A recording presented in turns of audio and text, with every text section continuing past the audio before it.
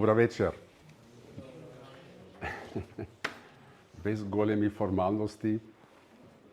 Мило ми е што сме тука заедно.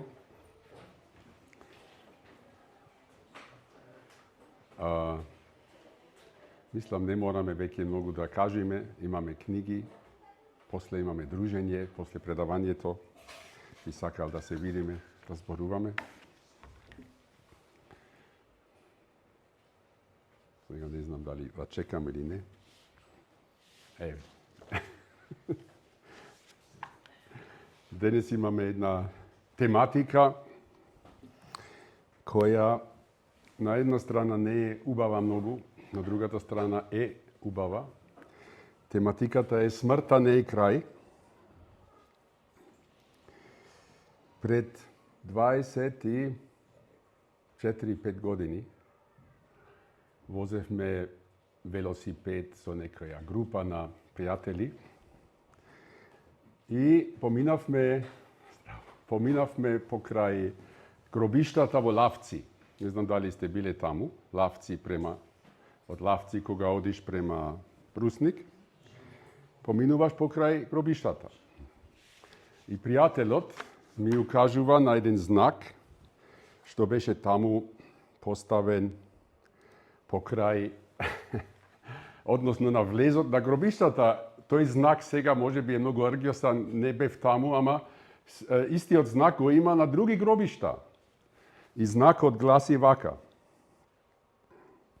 вие кои поминувате тука, видете како стојат работите со нас. Вие што сте сега, ние бевме некогаш, и ние што сме сега, вие ќе бидете некогаш. Го разбравте? Ја, мојот пријател ми го покажа, јас дали тогаш воопшто го знаев. Аргиостано веќе беше и одамна стоеше таму, ама работата е таа, да, таму лежат починати луѓе, а ние сега сме живи. А тие некогаш беа живи и еден ден ние ќе бидеме мртви. Непријатна мисла, ама сепак е тоа факт. Мојот пријател од тогаш веќе 6 години лежи во гробот. А ова тема сите нас не погодува длабоко. Животот е краток, смртта е сигурна, но не е крај. Никој од нас не сака да мисли цело време на смртта. Ние сакаме да мислиме на животот, да живееме, да уживаме во животот. Денес, нели, прашањето, односно темата е смртта не е крај. Дали има живот после смртта? Дали има живот после смртта? Одговорот е да. Може би друго прашање нас не интересира. Дали има живот пред смртта? Дали има живот пред смртта? Добра вечер. Добре дојдовте. Ке чекаме малце и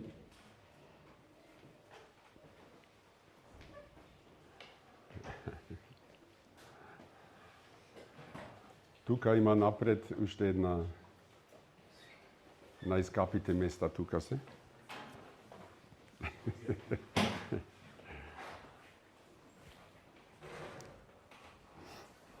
Значи, важните прашања, како што реков, можеби ние повеќе се интересираме за тоа дали има живот пред смртта. Дали има едно живење пред да умреме кое вреди да се нарече живот.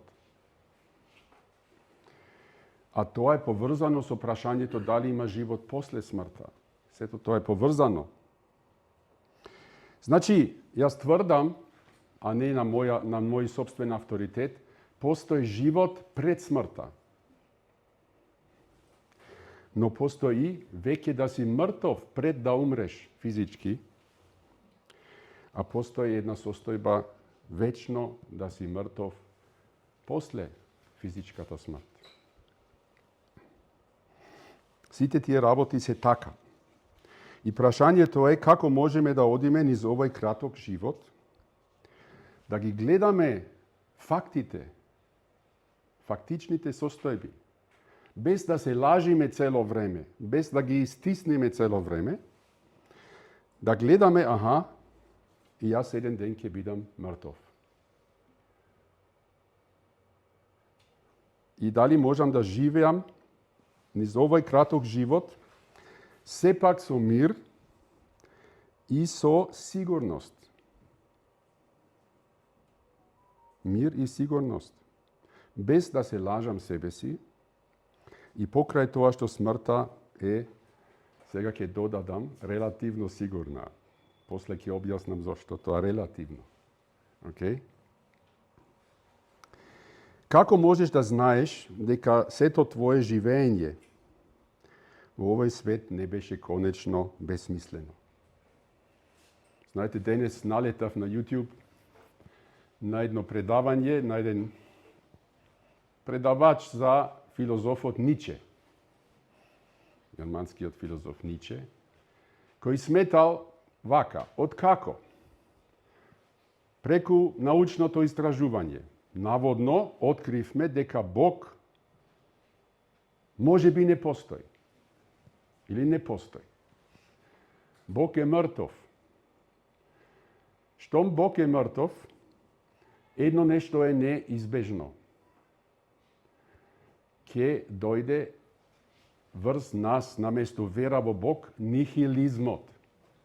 Нихилизмот значи ништо. Значи, нашиот живот нема никаква смисла. Штом Бог е отстранет од сликата, од верувањето на луѓето, останува само едно нешто. Животот нема смисла. Нихил, ништо. Океј? Зашто ќе се бориш? Зашто ќе одиш на школа? Зашто ќе се трудиш? Зашто ќе се дисциплинираш? Зашто ќе се радуваш? Ако се е конечно ништожно. Тоа е страшна филозофија. Ама Ниче рече, тогаш тоа веќе не може да се спречи, да дојде. Нихилизам. Како можам да знам дека мојот живот не беше напразно и сеедно? Јас сакам да цитирам главната личност за денешното предавање, Исус Христос. Тој рече, јас сум воскресението и животот. Кој верува во мене и да умре, ќе живее.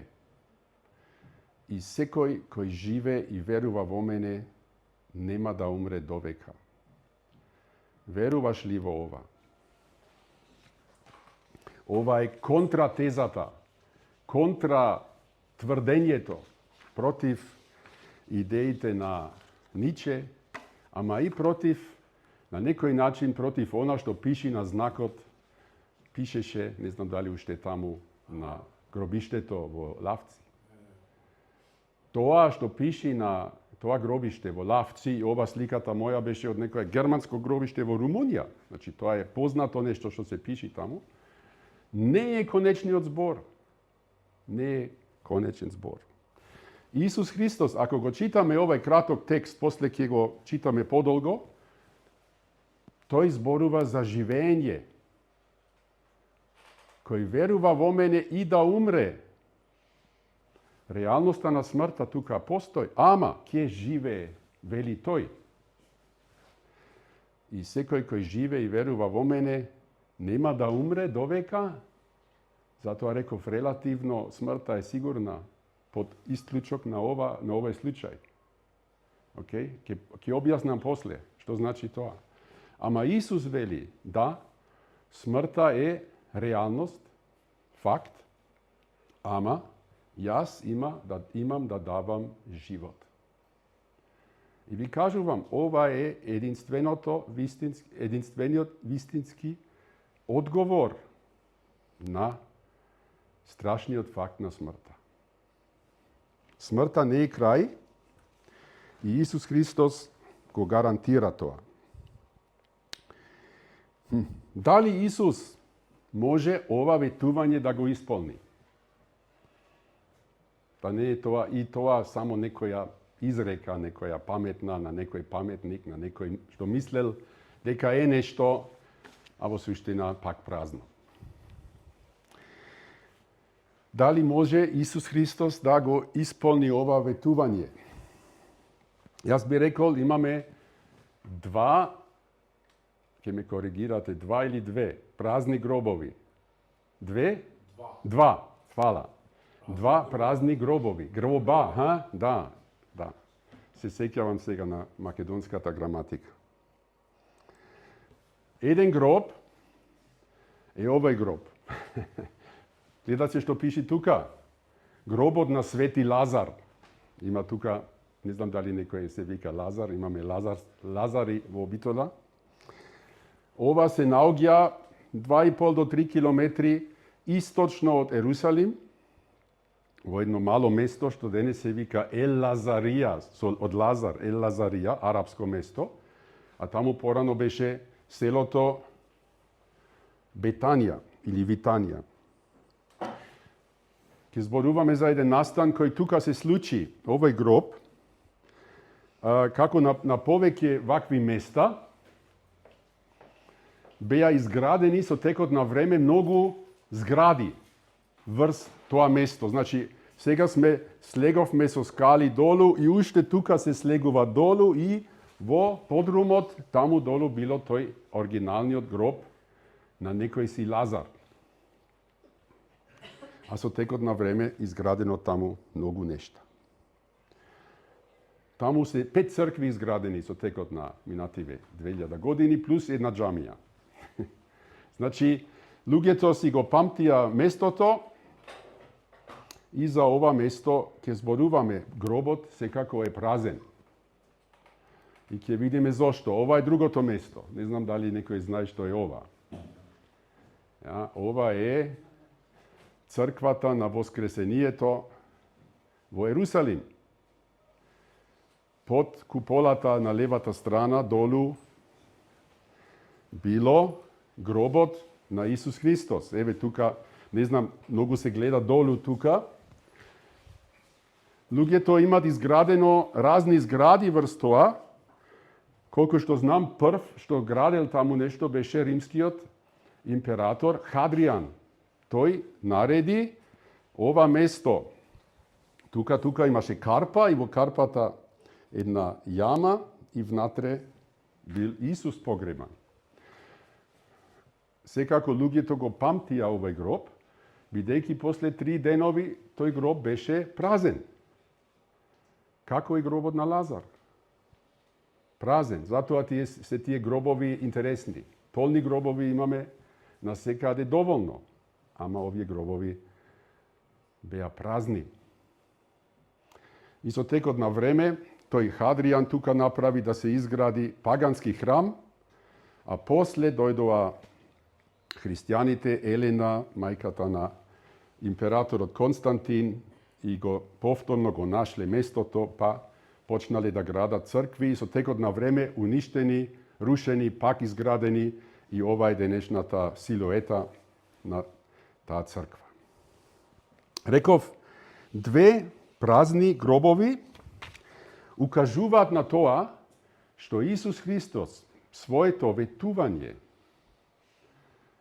дека ти, ако веруваш во Него, ќе живееш дури и да умреш.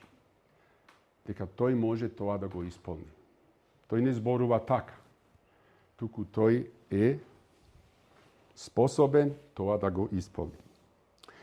Само да гледаме дека и ден денес во Ерусалим има вакви гробови, каде што луѓето во карпи се вдлабија гробишта, а во тие големите јами уште помали и таму беа положени мртвите, додека не се распадне телото и после коските беа собрани и во камени кутии беа поставени, тоа се вика осуариум, значи, не знам, ковчег, со ковчиња внатре.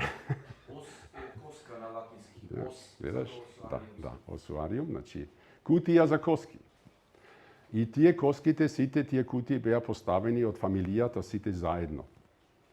Порано.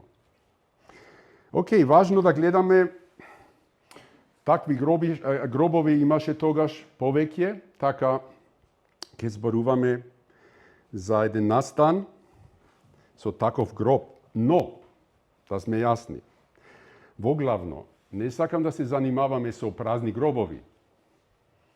Тој празен гроб нема ништо да направи за нас. Знаеме дека во овие денови, каде што христијанскиот свет слави Велик ден, тие места се полни луѓе.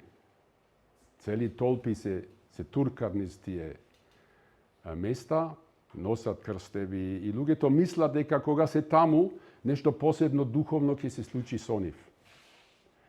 Јас верувам дека тоа е, за жал, измама. Тоа место не прави ништо за тебе. Ама личноста која направи тоа место да биде празно, Исус Христос, тој може да прави нешто за тебе. Ама, за да го најдеш Него, не е важно каде си. Ja? За да го најдеш Него, не е важно каде си. Освен денес што си тука, тоа е важно сепак. Ja? Да сме јасни. И со хумор, и без хумор. Така е. Okay? Значи, тоа и исто така, целта на предавањето не е само неколку факти да ги разгледаме, туку конечно мора секој да се запознае лично со таа личност, Исус Христос. И во тоа е одговорот на прашањето како можам и јас да доживеам живот после смртта, во права смисла. Океј. Исус во овој стих што го читавме, зборува за тоа дека луѓето кои лично веруваат во Него, кој верува во мене, кој живее и верува во мене, тоа верување е една лична, длабока доверба во Него. Тоа не е некоја традиционална вера. Се родив како христијанин. Да, сите се родивме веќе како мали бебиња, без да знаеме кои сме, што сме, бевме веќе христијани. Што не се жалам за тоа, ми беше полесно после да најдам то вистинско верување во Исус. Ама, ни треба лична доверба во Него и во ова приказна која сега ќе ја читаме од Светото писмо, настан, ќе најдеме такви луѓе кои беа лични, луѓе кои лично верува во Исус, а беа соочени со смртта. Сега ќе читаме еден текст од Светото писмо, од Евангелието според Јован, 11 глава, ама јас извадов многу работи да не биде премногу долго. Знаете, поради нас сите. Скратив малце, окей? Значи, ако некој сака да го чита целиот текст, само мора да ја отвори Библијата. Беше еден болен, Лазар, од Витанија, од селото на Марија и сестра и Марта. Сестрите пратија до Исус да му кажат: Господи, ете, болен е оној кого го љубиш. А Исус ги љубеше Марта и незината сестра и Лазар. И кога чу дека е болен, остана тогаш уште 2 дена во местото каде се наоѓаше.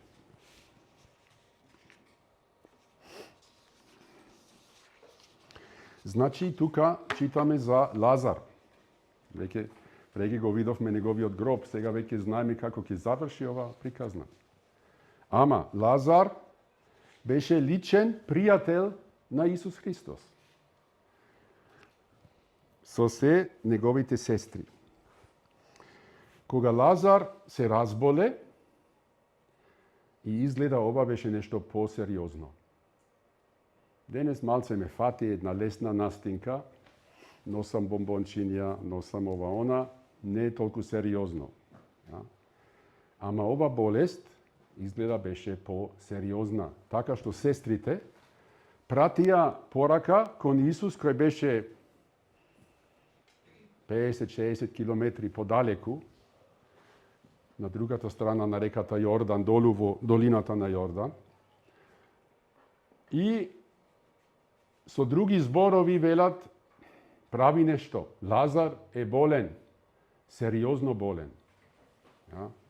Не може со чај или со супа од кокошка или нешто, не. Болен е, а нагласуваат дека ти го љубиш него. Тој што го љубиш, тој е болен. А се нагласува Исус ги љубеше Марта и незината сестра. Тие беа лични, блиски пријатели на Исус.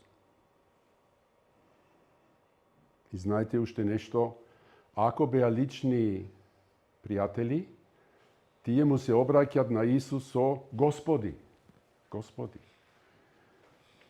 Тие сватија нашиот пријател Исус не е само нашиот пријател Исус, туку тој е наш Господар, во смисла Господ Бог.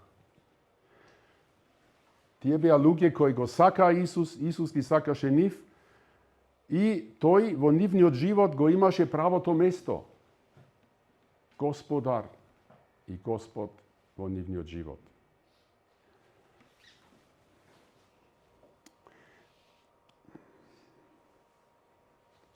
Сериозна болест.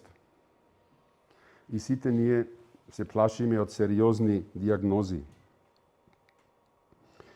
Добро што денес понекогаш докторите, лекарите можат да помагат и да не исцелат, да не лечат со операции, со третмани, понекогаш трансплантации и други работи.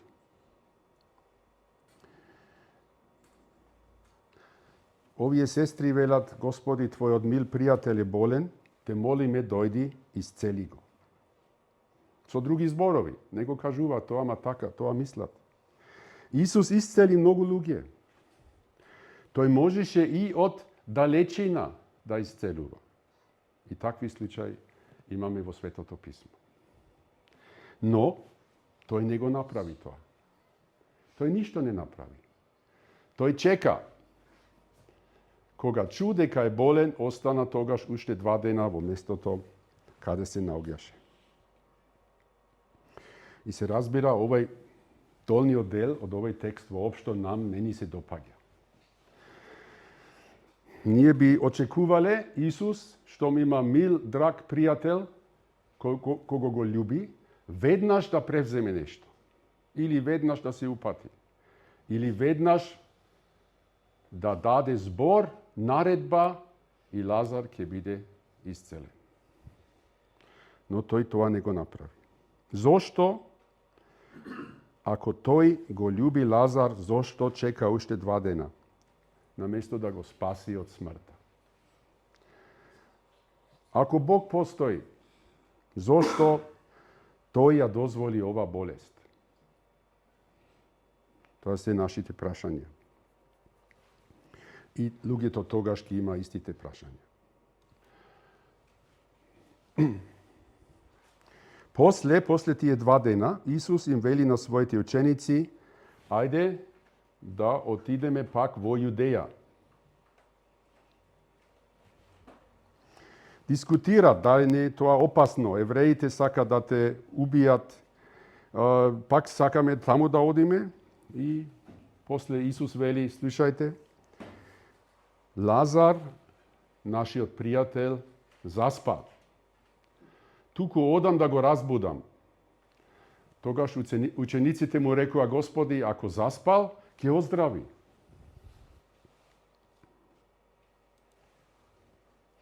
Но Исус зборуваше за неговата смрт, а тие мислеа дека зборува за починка, починка во сон. Тогаш Исус им рече јасно, Лазар умре. И се радувам заради вас дека не бев таму, за да верувате. Туку да отидеме при него.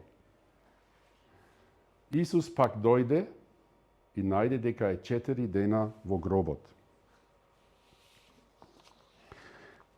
Значи, ова беше состојбата. Кога Исус стигна во Витанија, Лазар беше веќе мртов 4 денови или 5, не знам дали веднаш го погребија на првиот ден, и веќе неговото тело се распаѓаше во гробот, во некоја јама, во една карпа.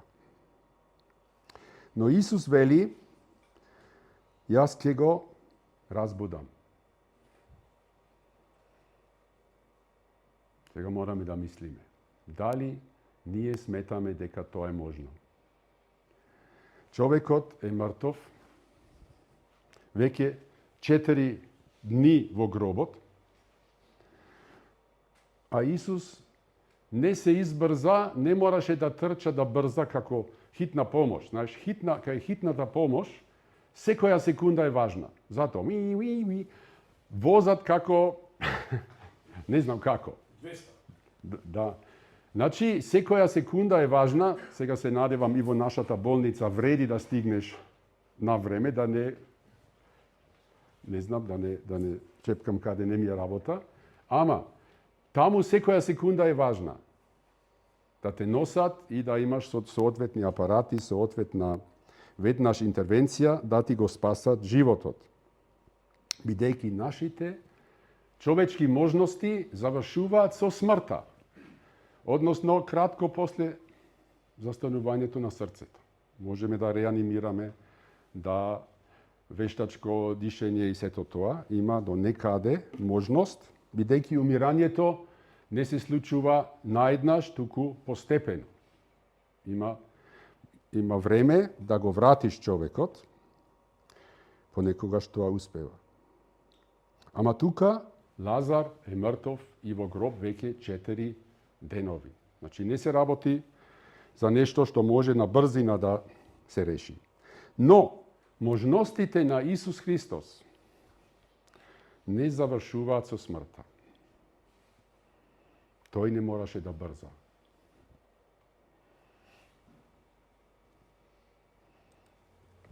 Витанија беше близу до Ерусалим, околу 15 стадии, 2,5 до 3 километри, и мнозина јудејци беа дошле при Марта и Марија да ги утешат за братот.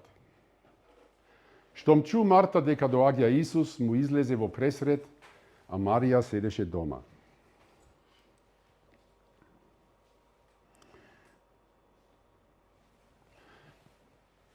Тогаш Марта му рече на Исус: Господи, ако беше тука брат ми, ако ти беше тука, брат ми немаше да умре. И сега знам дека Бог ќе ти даде што и да помолиш од Бога. Исус и рече: твојот брат ќе воскресне. Марта му рече: знам дека ќе воскресне при воскресението во последниот ден. Значи, тука слушаме на една страна Марта, во својата длабока болка, си рече: да беше Исус тука, мојот брат немаше да умре. Никогаш никој не умре во присуство на Исус Христос. Тој имаше прекинато и погреби. Ja? Значи, имаше воскреснато луѓе од мртвите порано. Ама брат ми немаше да умре да беше ти тука. Длабоко прашање. А Исус и вели: твојот брат ќе воскресне. И тука добиваме еден одговор. Смртта не е крај. Постои воскреснување на мртвите. Марта го знае тоа, го верува. Таа вели: знам дека ќе воскресне при воскресението во последниот ден. Значи, таа веруваше во тоа дека еден ден сите луѓе ќе воскреснат. Или за вечен живот, или за вечен суд. Но дали беше свесна која улога ќе игра Исус во тоа, во тој настан? Ако, Андреј. Ни требаше малце весела музика. Ни требаше. Се окей. Одбрзање се денес. Да. Нема проблем. И сега во тој разговор Исус и рече: јас сум воскресението и животот. Јас сум. Која улога игра Исус при воскреснувањето на мртвите? Тој самиот е тој кој ги воскреснува мртвите. Исус Христос. Тој самиот ќе ги вика од гробовите. А не се работи за реинкарнација, како хиндуистите веруваат, дека, не знам, илјадници, милион пати се враќаш во друго тело во земјата, на земјата. Според Божјото Слово, човекот живее точно еднаш тука на земјата и после ќе биде воскреснат. И после ќе видиме после. Ja? Или Божиот суд, или вечен живот кај Исус Христос. Важно е во ова изјава на Исус, еве тука неговиот мил пријател Лазар лежи мртов во гробот, сестрите плачат и со длабока болка луѓето плачат, сакат да ги утешуваат, а Исус вели: јас сум воскресението и животот.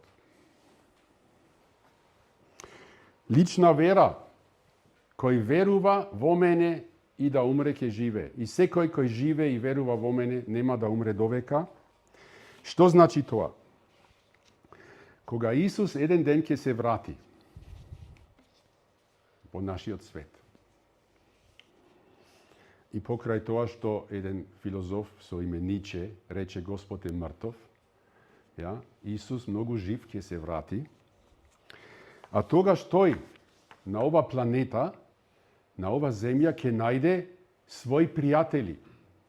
Како тука Марија, Марта и Лазар му беа лични пријатели, луѓе што лично верува во него и го познаваа.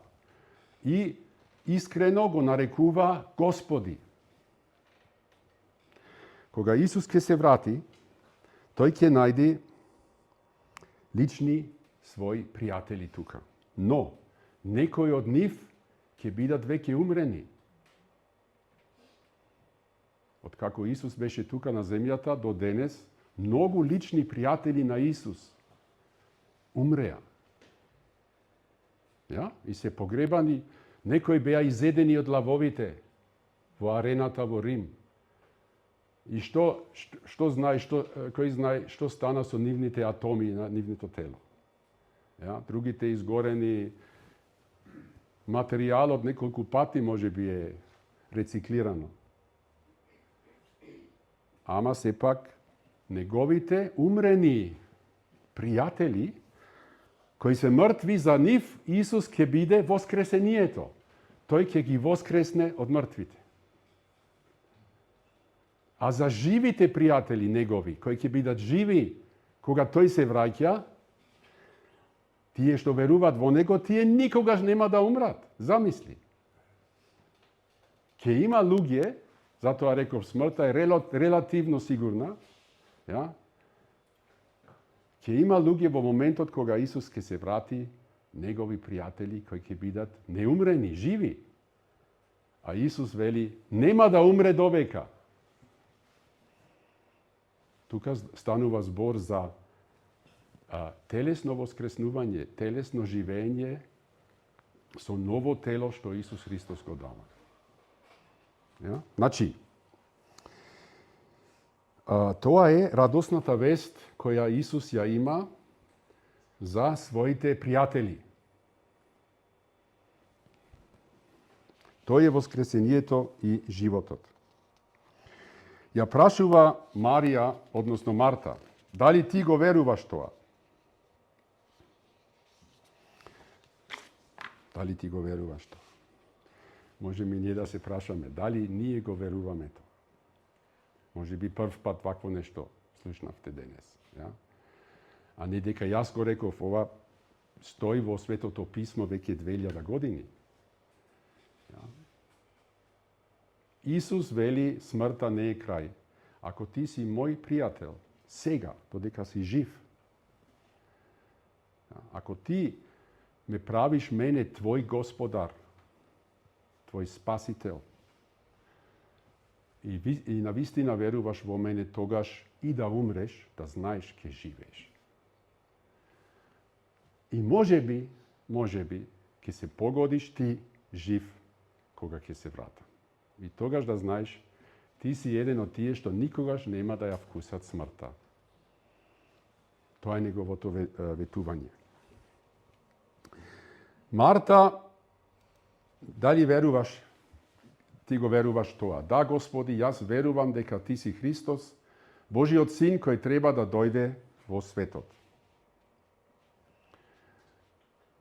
Тоа е тоа што веруваше Марта. Таа веруваше дека Бог имаше ветено спасител на нас луѓето. Тој беше предскажан во Светото писмо, во Стариот Завет. И Марта веруваше дека Христос, Исус е тој кој беше ветен. И откако тоа го рече, таа отиде и ја повика својата сестра. Сега Марија доаѓа, каде што беше Исус. Кога го виде, падна пред неговите нозе и му рече: Господи, да беше тука, немаше да умре брат ми. И таа сестра, многу длабока болка, паѓа пред нозете на Исус. И со тоа кажува кој е тој во незиниот живот.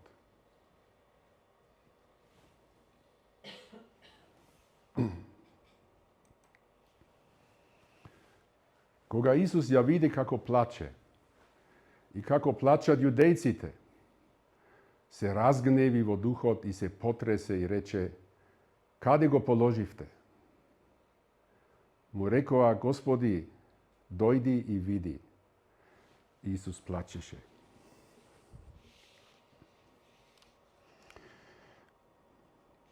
Како реагираше Исус на тагата на сестрите, на болката на сестрите и на луѓето таму?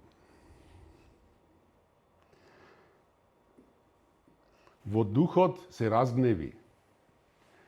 Зборот на грчки, не знам сега дали ќе го погодам, во него буфташе, така се вели. Вака. Длабоко гневен и трогнат, погоден од ова ситуација.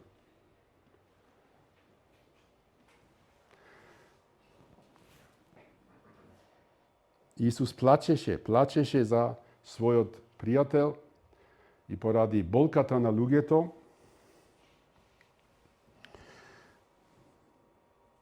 тој е трогнат, потресен и полн со гнев. Непријателот, смртта е непријател.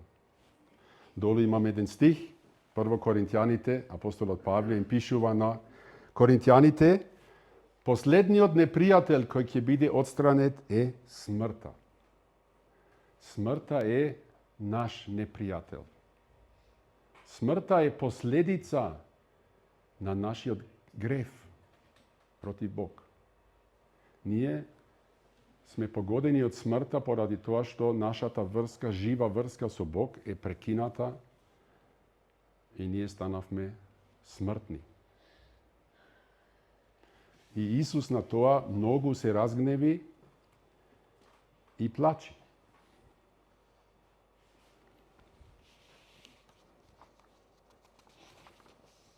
Но тој ќе го отстрани и овај непријател. Знаете, Исус сака многу нешта да отстрани од нашиот живот. Например, сета наша вина пред Бог. Сиот наш бунт против Бог. Исус сака да ни го прости, да ги отстрани тие работи. Тој сака да ни даде нов живот, да станеме ново создание, старото ѓубре од нашиот живот, од нашите мисли, од нашите ставови надвор и ново создање внатре. Веќе сега. Тој, ако му дозволиме, ако го прифатиме како наш личен господар и личен близок пријател, спасител, тој ќе прави голема чистка во нашиот живот. А последниот непријател кој ќе биде отстранет е смртта. И така Исус е гневен поради болката и тагата и безнадежноста што таа смрт ја донесе во ова мила фамилија кој ги сакаше тој. Сега, што ќе прави тој? Исус се разгневи силно во себе си и дојде на гробот, а тоа беше пештера и камен навален на неа. Исус рече, поместете го каменот. Марта му рече, Господи, веќе смрди, зашто е 4 дни во гробот. Што сакаш сега да правиш ти? Овај веќе трули 4 денови, веќе смрди. Што мисли да прави сега? Исус и рече, нели ти реков дека ако веруваш, ќе ја видиш Божјата слава? Тогаш го поместија каменот, а Исус ги подигна очите нагоре и рече, Татко, ти благодарам што ме послуша.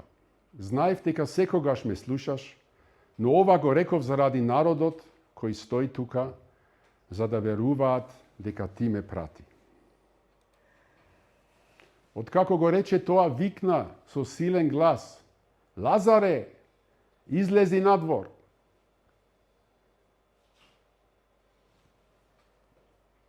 Ништо. Не.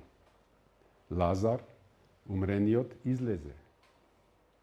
Завиткан со повој по рацете и нозете, а лицето му беше забрадено со крпа. Исус им рече, отвиткајте го и оставете го да оди. Еве првиот празен гроб. Не со тоа што мртовецот е украден, коските поместени, не. Поради тоа што тој воскресна. Исус го воскресна. Дали е тоа вистина? Дали тоа на вистина се случи? Дали може еден мртовец кој веќе трули да се врати во животот? Научникот ќе вели, ние знаеме дека тоа не е можно. Со нашите природните процеси и човечки можности тоа не е можно. Во право е. Со тие работи не е можно, но Бог кој создаде живот од мртва материја на самиот почеток, нему тоа му е можно. Тој зборуваше и од мртва материја стана живот. Според Божите можности тоа е можно. И оној кој тука вика Лазаре излези надвор, Исус Христос, е самиот Бог создател, кој стана човек.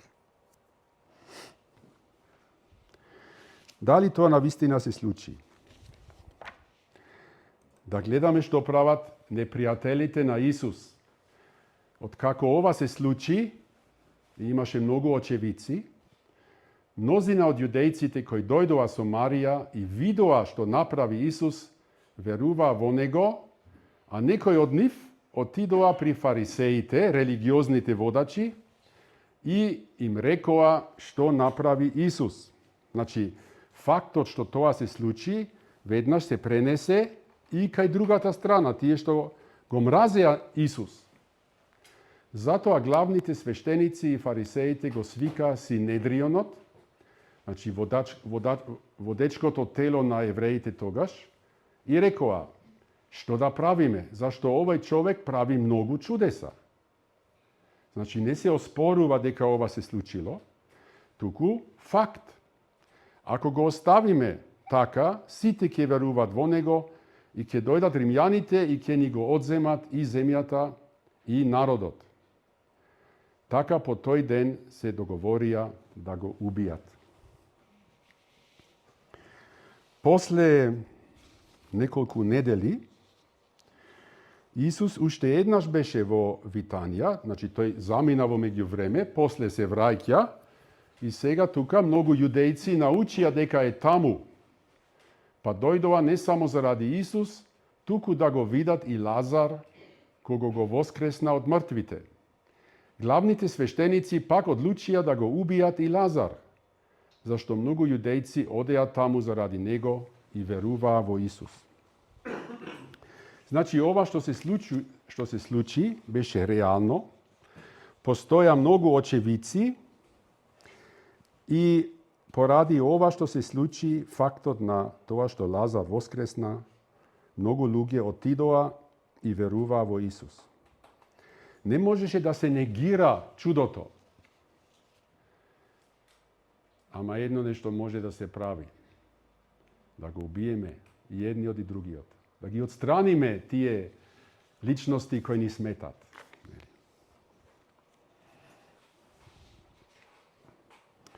Лазар живееше таму помеѓу нив, ќе го убиеме и него. Ама тоа не ја менува стварноста, фактот. Знаете, и ние денес, ние во нашиот живот, може би не сакаме да убиеме некој, ама ова вистина за Исус Христос може би ни смета. Може би некои факти се болни за нас. Не сакаме да мислиме на нив. И стануваме мајстори во истиснување. Мајстори во брзо менување тема. Ова некако непријатно ме погодува. Може би не сакам тоа да го прифатам, бидејќи не сакам да се покајам, да навистина да го прифатам Исус. Сакам да продолжам по мојата глава, со моите гревови, со мојот начин. Не сакам да му се покорам и да го наречам Исус Господи на вистина. И затоа сме ние мајстори во истиснување, не мислење на тоа, но со тоа фактите не се менуваат. Во ова воскреснување се работи за воскреснување од биолошка смрт повторно во биолошкиот живот. Ако смееме биолошки да велиме. Но ние имаме уште еден поголем проблем. Ние луѓето. Биолошката смрт не дели од овој видлив свет. Но духовната смрт не дели од заедништво со Бог. И го труе нашиот живот тука на земјата. Духовната смрт е одделување од Бог духовно и тоа се меша во сето наше живење. Ни одзема радоста, мирот, заедништвото со Бог, ги расипува нашите односи со луѓето и на крај духовната смрт доведува до физичката смрт. Таа духовна смрт го труе нашиот живот тука на земјата. Еднаш еден познаник мој работеше како млад на гробишта. И ексумира, значи го извадува гробот еден мртовец во ковчегот. И го носат вака и некој се сопнува, паѓат и во тој ковчег она што останува од човекот беше страшна течност, отров. И тој пријателот наш, мој, беше погоден од таа течност и страшно се разболе од неа. Значи, таа смрт, тој отров, за малце ќе го убиеше. А на некој начин така ни се случува нам со нашиот живот. Таа смрт, поради нашата поделеност или одделеност од Бог, поради тоа што сме ние расипани и не како што треба, тоа некако постојано не убива. И го расипува нашиот живот.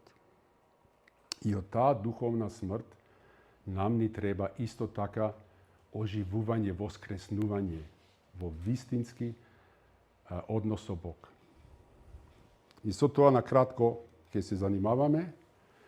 Истиот Исус Христос порано рече: вистина, вистина ви велам, кој го слуша мојот збор и верува во оној кој ме прати, има вечен живот и не доаѓа на суд, туку преминал од смртта во живот. Еве ова, таа смрт која тука се спомнува е таа духовна смрт. И има можност да преминеш од духовна смрт во живот. Ja? Значи, реков преге, пред биолошката смрт веќе можеш да си мртов и тоа сите ние сме. Ja? Од таа смрт можеш да преминеш во вистински живот, нов живот, во заедништво со Бог. Што мораш да правиш? Слушај го зборот на Исус Христос, кога тој ти зборува. Денес го пративме Исус на еден таков настан и видовме каков е тој, каков е Бог. Кога Бог стана човек, каков беше тој? Тој не беше некој ладен автомат кој управува со работите, со настаните, убива кога сака ова она. Тој беше длабоко трогнат и погоден од болката на луѓето. И превзеде што требаше да се превземе. Кој го слуша мојот збор, вели Исус, кој на вистина ме слуша. Нели сега слушнавте предавање и предпоставувам дека веќе, како се вика, кондицијата е потрошена за слушање. Ама Бог мораш на вистина да го слушаш. Со подготвеност тој да ти зборува. Тој да ти открие работи што не ги сакаш. Ако бараш помош кај докторот, нели? Мораш да си спремен тој да ти ја каже реалната диагноза. Ако веќе му велиш, докторе, слушајте, ако има нешто што нема да ми се допадне, немојте да ми го кажете, веднаш ќе бегам. Извини, бегај. Сакав да ти помогнам. Сакав да те излечам. Ама, ако не сакаш да слушаш реалната вест, бегај. Ja? Ама јас не можам да ти помогнам. Така постапуваме ние со Бог. Ja? Мораме да го слушаме на вистина и после и на вистина да му веруваме ако тој вели нешто. И тогаш Исус вели, ако ти веруваш дека јас умрев за сите твои гревови, за сиот твој бунт против Бог, за сета твоја вина, јас веќе умрев на крстот и јас сум спремен да ти простам. Слушај ме мене, слушни ме мене, кажи ми ги гревовите, признај ги, јас ќе ти ги простам. Прави пресмрт, дојди кај мене, не бегај веќе. Предај се во моите раце. Биди мој пријател. Ќе имаш вечен живот и не доаѓаш на суд.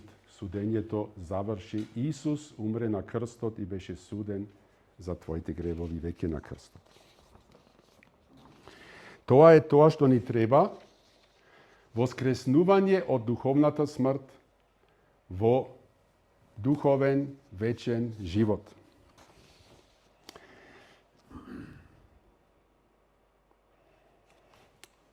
Да видам, ќе скокнеме малце. Ќе скокнеме малце. Оп! Не, тоа беше премногу далеко. Не е важно, не е важно. Она што ни вети Исус. Јас сум воскресението и животот. Кој верува во мене и да умре, ќе живее. Тоа е негово вистинско ветување. Мојата желба за нас сите е да имаме доверба во него.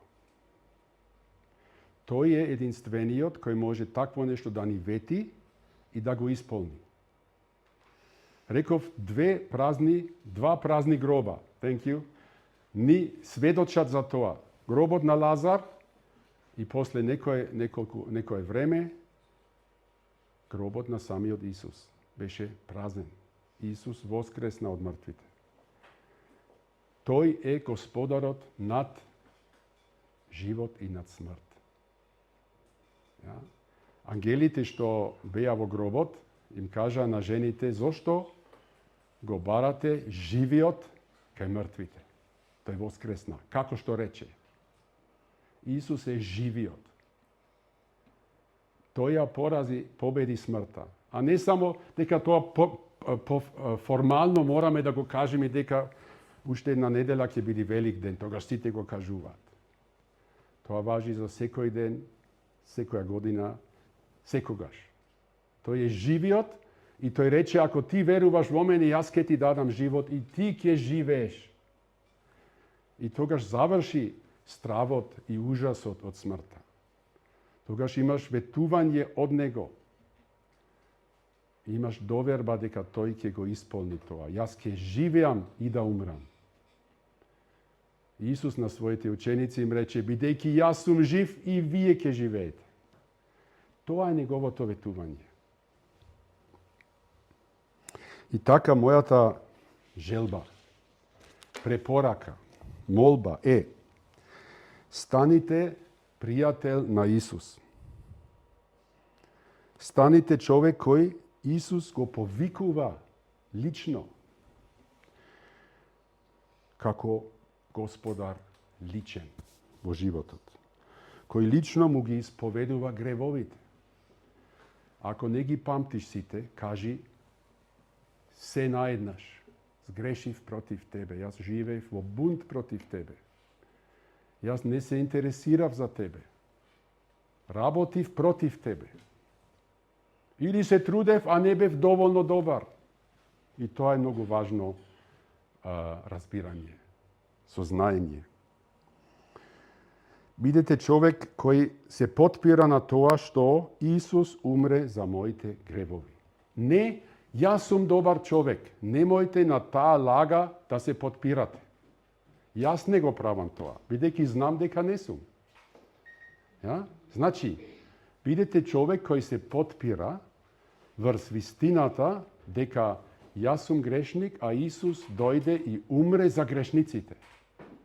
Исус прифаќа грешници, Исус повикува грешници и вели дојдете кај мене, јас ќе ви простам, јас ќе ви дадам вечен живот. Бидете таков човек. По милост, не по заслуга, по милост Господ Бог ми ги прости гревовите и јас имам доверба во неговото ветување и кога ќе заминам од овој свет, јас одам во неговото присуство и ќе бидам жив. Тоа е мојата желба. Тоа е Божјата желба, Божјиот повик за вас. Фала за вниманието.